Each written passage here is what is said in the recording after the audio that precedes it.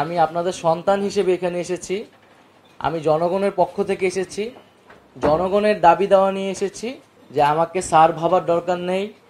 ছাত্র জনতা শ্রমিকদের পাশাপাশি কিন্তু প্রচুর সাংবাদিক শহীদ হয়েছেন, আহত হয়েছেন।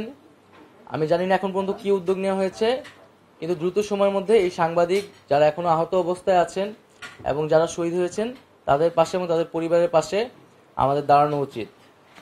এবং আমরা এই আন্দোলনের পরিস্থিতিও যদি একটু বলি, আমরা দেখেছি যে আপনারা সবই জানেন যে আন্দোলনের মাঝে কিভাবে ইন্টারনেট বন্ধ করে দেওয়া হয়েছিল এবং একটা ব্ল্যাক আউটে চলে গেছিল, এখানে কি হচ্ছিল কিছুই জানা যাচ্ছিল না।